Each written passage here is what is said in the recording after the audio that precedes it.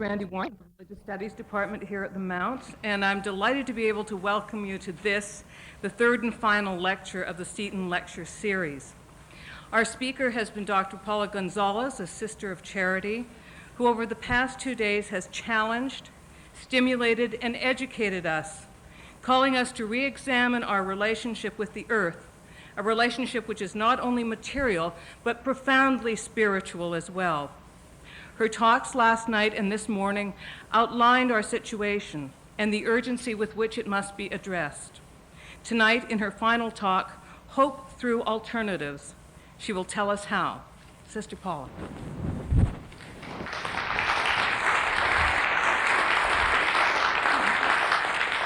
Thank you, Randy, and all of you, many of whom I see familiar faces. So some of you must have come back, which is wonderful.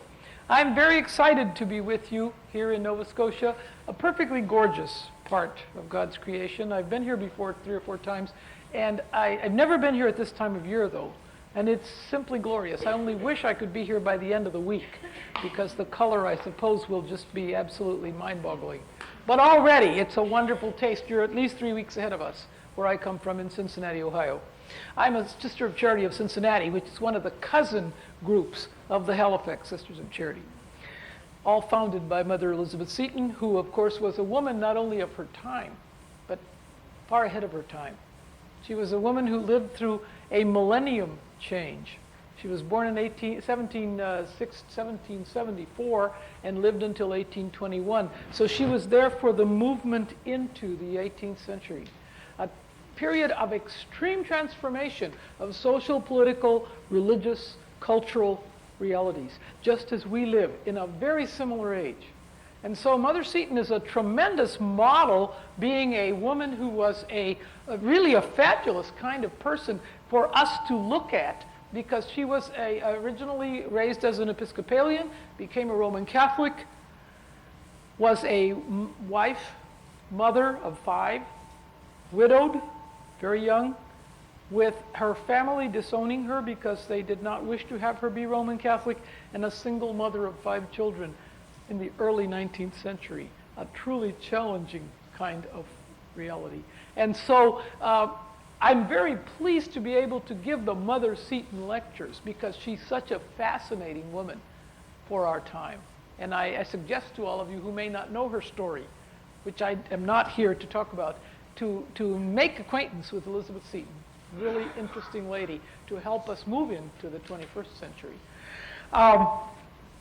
The last couple of lectures, we have been looking basically at eco-spirituality, healing the earth, healing ourselves. And we will heal the earth. If you don't mind, I'm going to take off my jacket. It's very warm. And I get warmer as I go along. The earth, the title assumes that the earth needs healing. How many of you would assume that that's true from what you learn? Our earth is not in good shape. What about ourselves? Do we need healing? How many of us need healing? And what the primary healing that we need? Ah, my friend, thank you. I meant to bring this from Jacques' office. We got so involved with the wonderful religious education faculty of this university. We just came from dinner, and I think a little too much wine. I'm not sure. But anyway, I hope I don't go to sleep in the middle of this lecture. I forgot to pick up the reason why these lectures are happening as far as I'm concerned. I am not the speaker. This is the speaker right here. Our Earth, this is the Earth as seen from space. Unfortunately, my globe has a bit of a leak. And as you can see, since morning at 10, it has gotten kind of deflated. But that's kind of nice, because it suggests that it needs healing. It needs loving. See, you can kind of hug it pretty well if it's not too tight. And very often I give weekend retreats on eco-spirituality or ecology and faith. And I go ahead from Friday evening until Sunday afternoon letting it deflate. And it's even softer than this. And we close our retreat together with a very simple ritual, standing around and passing the now somewhat deflated and therefore obviously needy earth to one another with a kind of challenge as we pass it to each of us.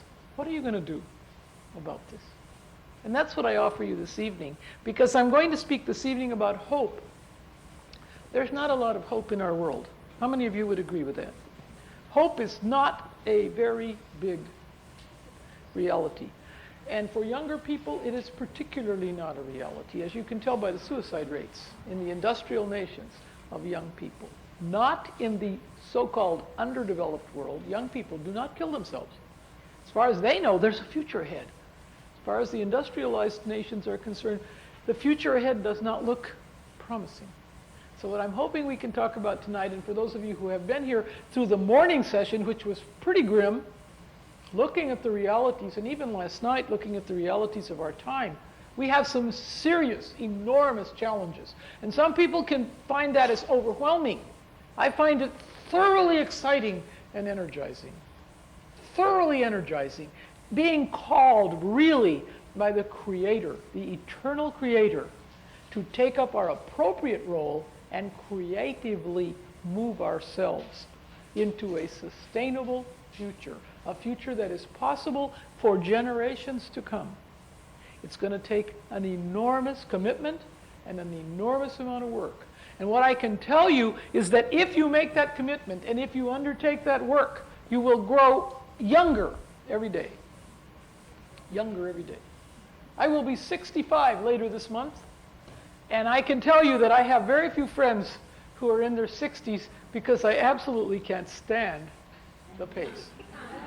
Most of the people I work with range from their mid-20s to the late 40s.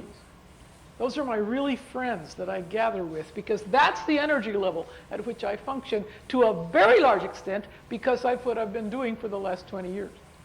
And I'm going to share a little of that with you, because sometimes I think one of the most credible ways to bring a message across to people is to share with them what works. And I know it works. I'm going to begin, even though this won't come up in the lecture for a little while, but it's a lot of people. I'm going to begin by passing this book around. It's called Renewables Are Ready. People Creating Renewable Energy Solutions. Let me just preface this with this simple and very brief notion of how in the name of heaven did a 50-year-old biology professor at a college become a solar designer and builder, which is basically what I do a lot of at this point. I do some consulting in that area also, in addition to many other things. How did I do that? Why did I do it? It became very clear to me in the late 60s that fossil fuel generated power could not conceivably be continued for any length of time, or we would all die. Air pollution, just the destruction of the earth through mining and drilling, the kind of wars that ensue from fighting over fossil fuel, it just did not look like it had a long future. So, being a teacher primarily, I thought the thing that one must do if you're going to ask people to give up something that they're very used to and is very comfortable, you better have an alternative in place that's at least as good, if not better. And I thought, I know what I'll do. I will not spend the rest of my life fighting nuclear energy. That's how I got involved in this, is a really anti-nuclear kind of stance. I thought, no, I'm not going to kill myself with anti-nuclear. I'm going to see if I can get involved in what do you offer people in place of, so that they can still have light and heat and cooling and all of the things to which we have become accustomed without destroying the planet. That's how I became a renewable energy person. And I'm going to pass this around because the Union of Concerned Scientists in the United States is the group that I've belonged to for many years. I'm a biologist by training. Have belonged to for many years because they started out as a very, very anti-nuclear group. Mostly physicists who were very unhappy with what had been done with their learning, namely Hiroshima and Nagasaki. Not too happy about that. What their learning and research had produced was massive death. And they began to become very, at first they were totally anti-nuclear, but they quickly shifted their attention to what are we going to use instead.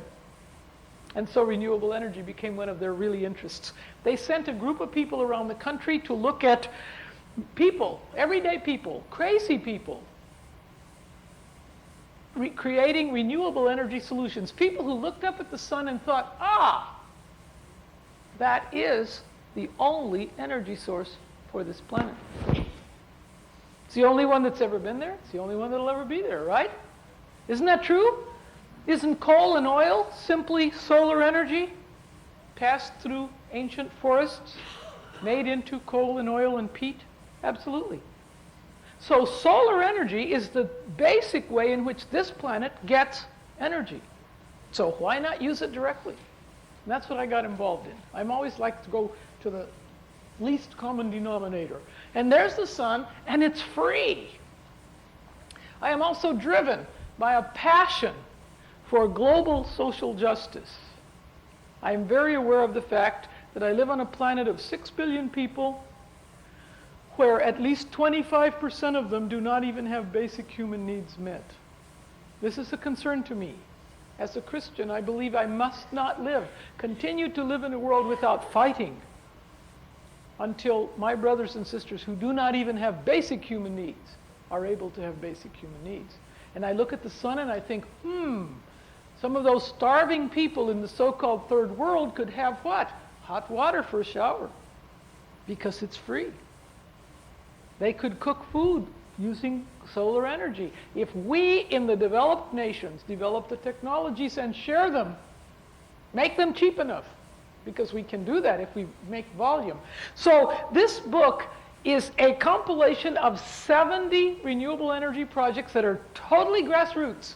Crazy people like me who said, okay, we can use the wind and the sun, and we'll do it, whether it sounds practical or not. People said to me when I started this business, in Cincinnati, Ohio, you know how gray it was yesterday? That's what the winter looks like in Cincinnati, all winter. If we are lucky, if we get 2 days a month in December, January, February that have bright sun. So you're going to build a building and you're going to heat it with that, you're going to be awful cold.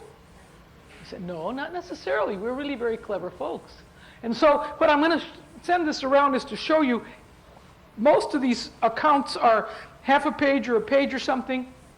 We lucked out really well. At the beginning of each chapter in this book, there is a fairly lengthy article.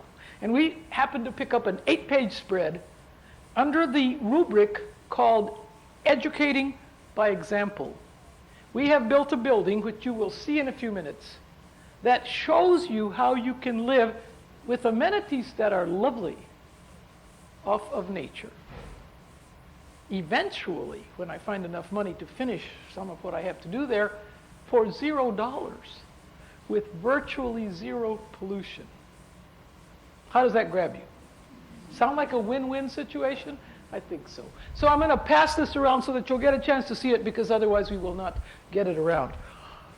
Okay, I'm going to start here, as I did yesterday, with a meditation.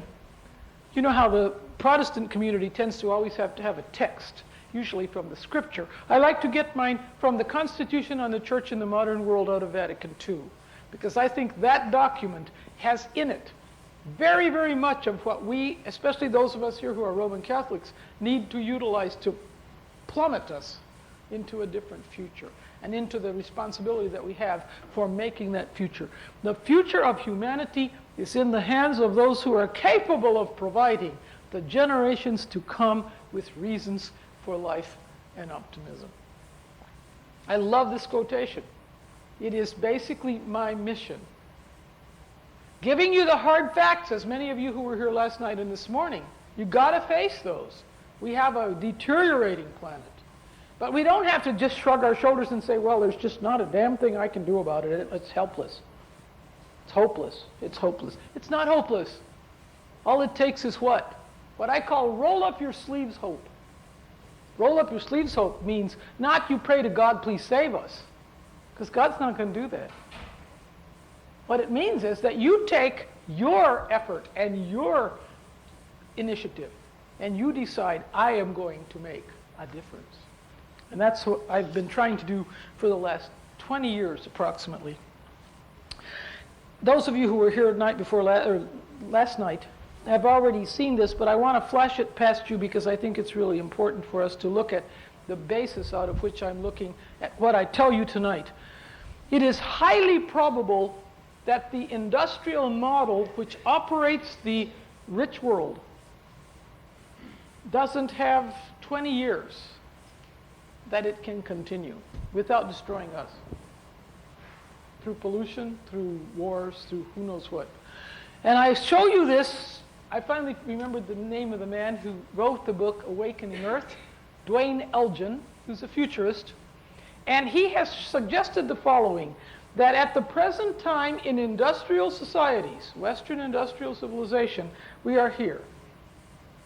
We have been through the huge, enormous growth curve of industrialism in the 1750s, and on up into the great blossoming of the industrial model to provide unbelievable comforts, unbelievable lifestyles for people.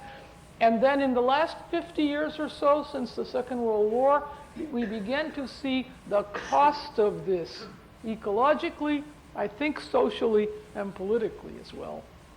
And that at the present time, we are in a stage in Western civilization of what he calls breakdown. Another way to look at that in a more organic way is that the industrial model has been through its springtime, through its summer, through its autumn, and it is the depth of winter in the industrial model at the present time. The reason for that being that on this finite planet, industrialism as it has been practiced for the last 150 years is no longer possible for any length of time because this planet is finite. And because it is finite, it is not possible to continue this up here at this level. So we find ourselves right here, a dramatic and exciting moment in human history, when we have the opportunity to make a choice. We can do one of two things as a human community on the planet at the present time. We can choose stagnation and eventual collapse. Another name for that is called business as usual. Pretend like we don't really need to make radical changes, and we will eventually. Most of us will not live to see the total collapse, but your children and your grandchildren will. That close. Or we can say to ourselves, hey, things have been bad before on this planet, and human ingenuity, human initiative, human energy has prevailed, and a new springtime has arisen. And in nature, this is the pattern, is it not? Right now, you are beginning to see the leaves falling off the trees in the temperate forest regions that we have. And pretty soon it will be winter, and it'll look like nothing's happening. It'll look like death. Snow, all the leaves off, the trees bare. Doesn't look very promising, but all of us know that March and April will come, and those little green leaves will come back out, and we will again be renewed, and a whole new springtime and summer and cycle will continue. We can do this in human society today if we want to. We still have the opportunity. We will not have the opportunity forever. The limitations of our planet are being reached. The very limits are being reached. We do not have this option forever. The next 20 years are critical. Our decisions of the next 20 years are critical. So what are we going to do?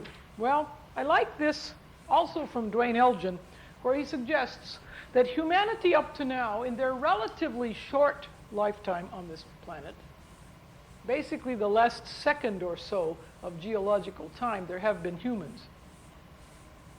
All the rest of the history of the Earth is before us.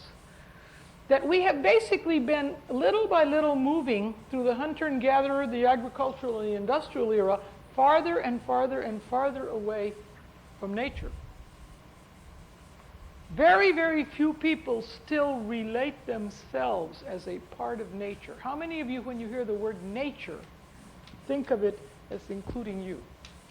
How many? Okay, quite a few. Obviously, you came to this lecture. There are hordes of people outside that if we brought them in off the street, not a single person would raise their hands. you see, because we don't think of ourselves as part of nature. We think of nature as something out there someplace, sort of like a museum that you go to look at nature. It's interesting to notice where people go on holiday or vacation. Where do we go? To lakes, rivers, mountains, to where what? The divine presence is obvious. That's why we go to these big places. Okay, so where are we now? We are at this moment in history in what genetics calls the evolutionary inflection moment. In evolution, there have been times when there have been major inflections.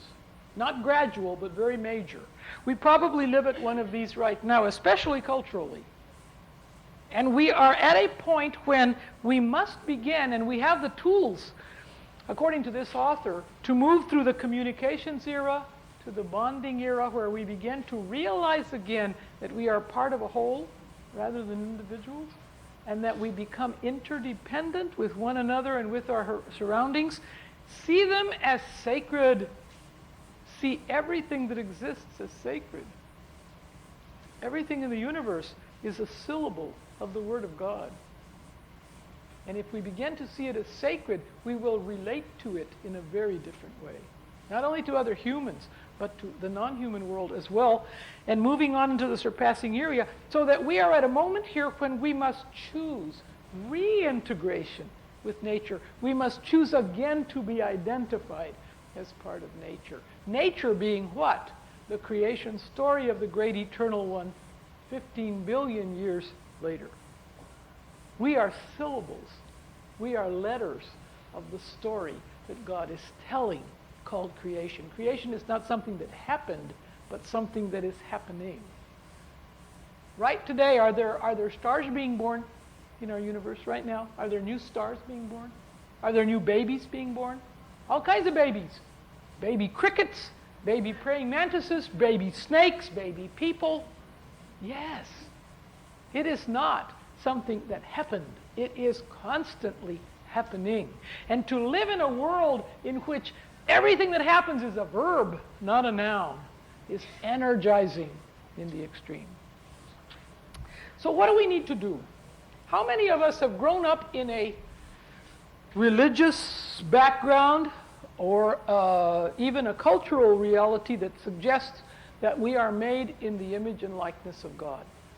How many of us have learned that throughout our lives? Okay, how many of us have made the assumption, because of the way we were taught, that humans basically are the only ones that are made in the image and likeness of God? How many of us have learned that? It wasn't said, only was never in the sentence, but that's what we got. Whereas what? Absolutely everything that exists is made in the image and likeness of God, because a cricket can tell the universe something about God that I cannot tell it. Do you follow? It says something about the divine mystery that there's no other way to express except as cricketness. Now you may think, crickets? Well, who the heck wants a cricket? Or a giraffe? Or some of the really strange looking creatures that we are familiar with, spiders or snakes. What does a snake say about God that's good? Well, wonderful things. If you're a biologist and a student of muscular activity, there's some wonderful things that snakes do. Nothing else does. So we have to understand that we've been very provincial, very narrow in our understanding of what is awesome. Virtually everything is awesome. Everybody in here ate supper? We could spend the next week while I tell you about the unbelievable miracles that are going on inside your body right now. Little basic chemistry. What are you doing? You are actually converting hamburgers, tofu. We went to Chinatown, all sorts of Chinese dishes, into what? Me. Some of the Roman Catholics here will understand that each of us is transubstantiating. I am currently transubstantiating shrimp and chicken and beef. We each got something different and rolled it around. So all these different things are being transubstantiated into Paula. They are no longer who they were before. They are now Paula. Now some of us might think, oh, they're being raised to human. Oh, I don't think it's raised. Just cycled. Just cycled. Think about that. That's a tremendous thing to try to imagine. Those same molecules. How many of you took basic chemistry at one time and you learned the rule and you put it down on your test? Matter can neither be created nor destroyed. How many learned that? What does it really mean? It means that those atoms that have been here for 15 billion years have been through who knows what. The atoms that now make you up may have been 30 different kinds of dinosaurs in the 60 million or so years that dinosaurs roamed the earth. Same atoms, folks. You know, last week they may have been, in fact, sometimes I notice. So I noticed with Randy this afternoon, I only met her today. And right here, may I borrow this tiny little atom? Thank you. The little tiny piece there. I recognize this atom because do you know where that was 7 weeks ago? Right here. It was right there. It was part of this muscle underneath this skin. It was part of me. That very same atom that is now her and will not be for long, only cycling through her temporarily. Who knows? You may have it next. It may have been, you know what is amazing about that is that I talked to this little atom.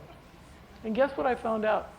Back in 1939, it was part of Hitler's mustache. And interestingly enough, it was part of, Jesus, you know, walked around a lot during his time on earth because people walked in those days. On the very back of his heel, there was a tendon. You know how you have your Achilles tendon? This little thing was part of the tendon of Jesus during in 29. For about 6 months, he had this atom. Can you identify with what I'm trying to say to you? We are cosmic beings. And we are made out of 15 billion year old stuff. I don't know what that does to you, but it's very spiritual for me. As a scientific reality, that deeply comes through to me that what I'm now made out of, has been God knows what. And will be in the future. That's really exciting if you want to think in terms of kinship, those of you who are here this morning. Kinship and continuity. So what are we doing? If we really believe that we're made in the image and likeness of God, right at this moment in history, what we are called to do is to exhibit one of the characteristics of the divine, which is what? Creativity. We need to be creative. We need to create a different kind of world that is sustainable in the physical sense. So creativity, we have to be like God, if you wish, and make the industrial model sustainable. Boy, that's a task. How do we change the industrial model, which is integrally destructive of the planet? How do we transform it into something that will not be destructive of our own very life support systems? Throughout history, we have seen, and that's what that graph that I just showed you, you have institutionalization impedes creativity. You get into what? Business as usual. Blah. Plateaus. And then chaos breaks out. Would you say that we live in a time, to a large extent, of chaotic change? How many would assume that we live in a time of chaotic transformation? And some people, the word chaos, even looking at it, makes them very nervous and upset. I love the word chaos. And if you read the Old Testament, you will find in the creation literature, chaos is that out of which what? Creation emerged. What is chaos? Think of chaos, instead of thinking of it as distressful, think of it as creative potential. We have a whole opportunity to build a whole new thing without all the errors of the past. And so during this period of history, in any moment of history when this has happened, creators and innovators are needed. This is one of the things we need the most. And we are the ones who are called to be those creators and innovators. Now, I don't know about you, but I find that thoroughly exciting. And when these people get ruling, what do you end up with? Creative action and new life. The death-resurrection mystery, basically, happening. So let's look and see, why do we tend not to be creative? Why are we afraid of being creative? Let's look. Many of you have probably done this little exercise. Have you done this exercise? I'm going to ask you to look at those 9 dots, and if you have a pencil, you can try it with those. I want you to draw 4 continuous lines. You can't break. And connect all 9 dots. Think about how you might do it. 4 continuous lines. You can go in any direction you want, but you have to connect all the dots. There's a trick to this. Trying to test our creativity here and see why we are not creative, why we are afraid of being creative, actually.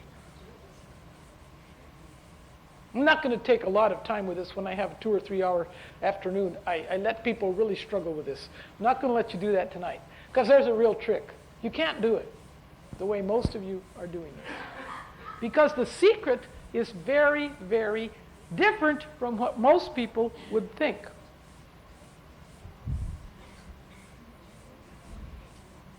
Four lines, continuous, going through all 9 dots. What's the secret? You gotta go outside the lines. What do we automatically see when we see 9 dots? We see that as the boundary. There are no boundaries, folks. We live in an infinite universe. There are no boundaries. We have to get the boundaries off our brains and off of our hearts and realize there's no boundary. We have to think outside the box. And thinking outside the box is going to be the way by which we move into a new future. I started thinking about this some years ago, and this cartoon clarifies pretty well what dawned on me. How many of you have had the extremely interesting experience going down to the store and buying some electrical appliance, coming to your home, which is an older home, and has this kind of plugs in the wall? How many have had that experience when the thing that you just bought has a thing that looks like this sticking on it, and all of a sudden you come to your house and there you are, helpless. Here you are with this newest of all gadgets, the end of the newest technology in the world, and you can't use it until you do what? Go through the garage, go through the cupboards, go through every place that you can find to find that doggone adapter. Sometimes you have to go and buy a new one because you can't find it. How many have had that experience? Okay, I'd like to suggest to you the agenda for the first 20 years of the 21st century, and that is to invent adapters. Adapters for our political, social, technological, industrial, agricultural, for every way that we do what we do now has got to be adapted, because what we do now is totally unsustainable. And if we want your children and your grandchildren and your great-grandchildren to have a life on this planet, we have got to develop adapters. Would you agree? Adapter invention is the name of the game. And we have to change our educational systems, our religious systems, our political and economic and social systems to face this reality. Now, the other thing that this tells me is we can do it if we want to, because in this diagram, what you're looking at here basically is kind of the world that we have made in the industrial model. It's got a 2-hole plug. Coal, oil, yes, fossil fuels, polluting the air, destroying us very shortly, global warming, ozone layer depletion, all kinds of bad things coming out of the model we have done up to now. This is not a model that can continue. But do we need to despair? Well, no. If you look up, you'll find that there is a very, very generous energy source just waiting to be used. And how much does it cost? It's free. Wow, I don't know about you, but that sounds like a pretty good deal, even in a capitalistic system, right? Yes, pretty good deal. So what do we need to do? We need to set ourselves to the realization that spreading innovations is what we need to be about. And this is slow. This is a slow process. You first have experimentation, a few people that try out these utterly crazy notions. Little by little, you start to get pilot projects. These are still done to a very large extent by sheer grit. Nobody will support them. People think you're crazy. You can't get any money. And then little by little, you begin to get a little support system building. I'll show you that in my case. $37,000 of my recent solar building is funded by the local utility company who sells electric power. And I'm about to show them how you don't need to use coal-fired electricity. Well, that's pretty exciting. $37,000 coming out of them to put them out of business. But they're interested in what I'm doing, and so it's a very cheap way for them to monitor what might happen in solar. Interesting. Everybody's winning in this deal. And then pretty soon, what do you get? Popularization. A lot of people realize, hey, what in the name of heaven am I doing paying for all this oil when that sun is beating down on us every day? Do you follow? And people think, this is crazy. Why am I so stupid that I didn't get involved in this sooner? And then little by little, of course, eventually it becomes mainstream. You start to get, finally, the governments.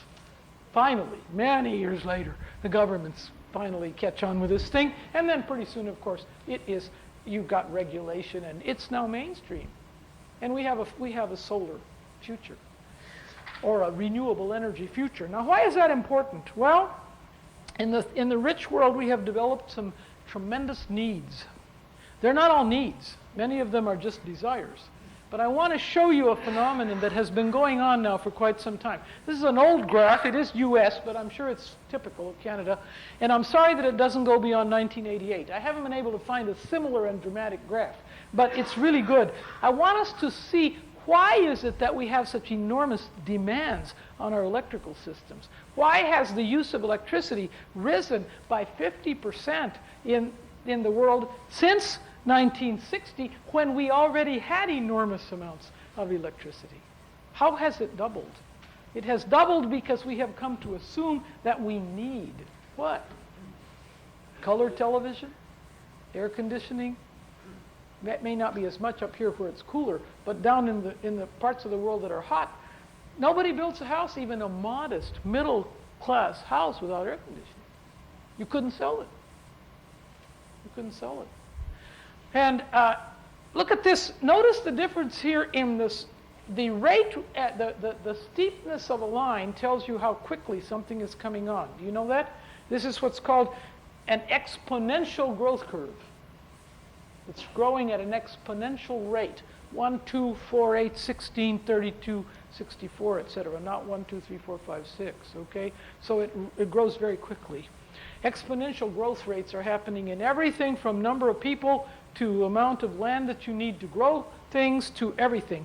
Notice how very quickly, as we move down here, look at the microwave oven, in a manner of 10 years, you go from 0 to 60%.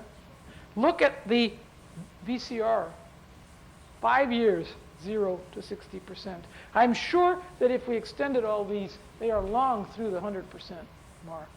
And right here, not yet on here, is personal computers. Because the personal computer will be here, and I tell you that that line is almost straight up. Are you with me? All of these require electric power.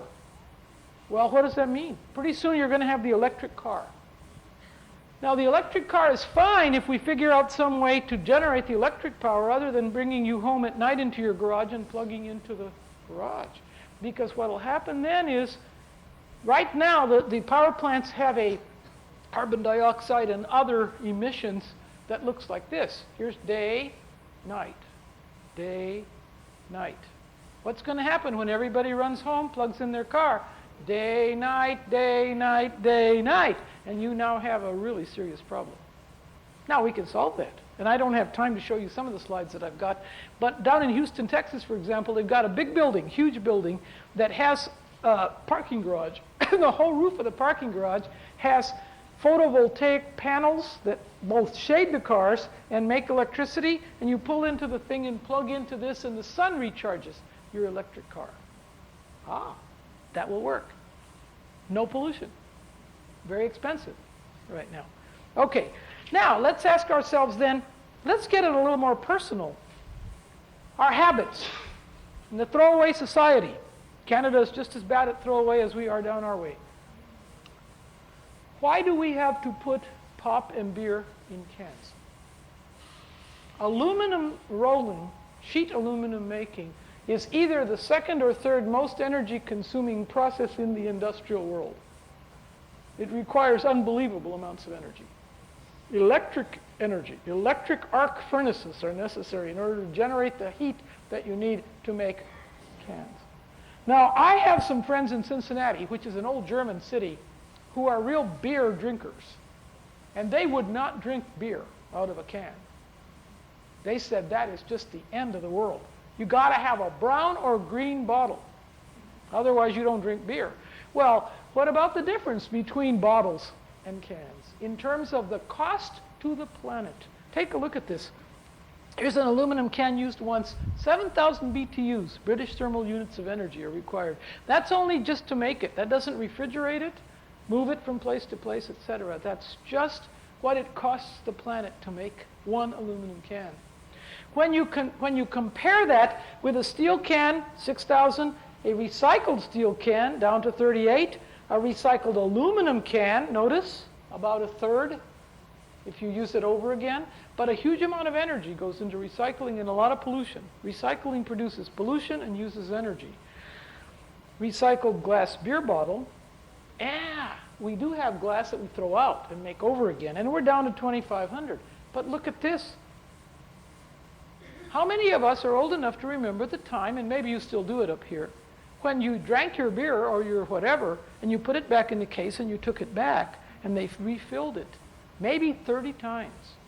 The average lifetime of a bottle in milk, when I was a kid, you bought your milk in bottles made out of glass.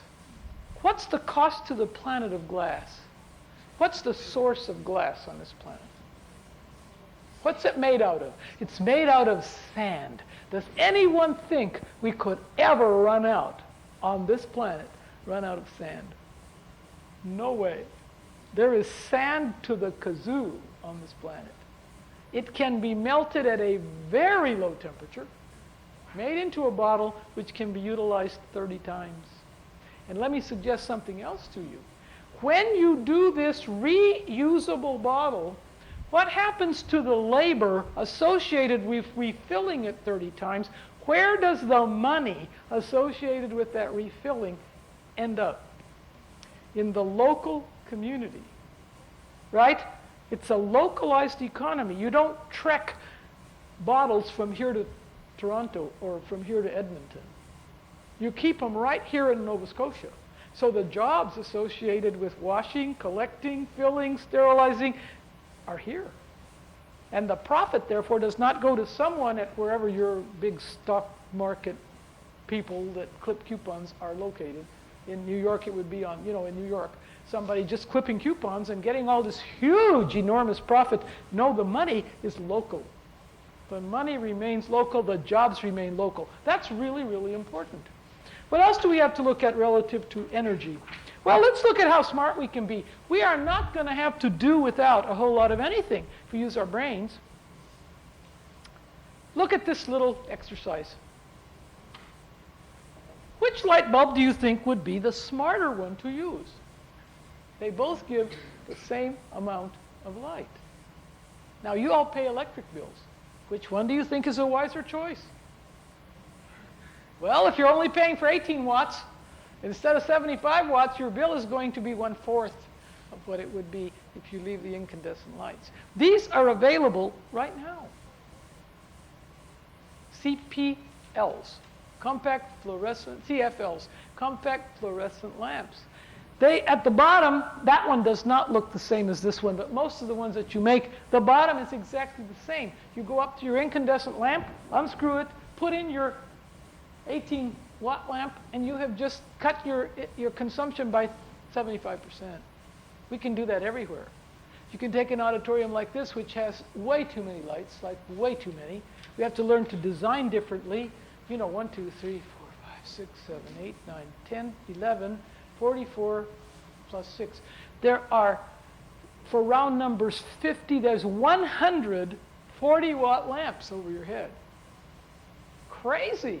No way do we need all this light for me to talk up here.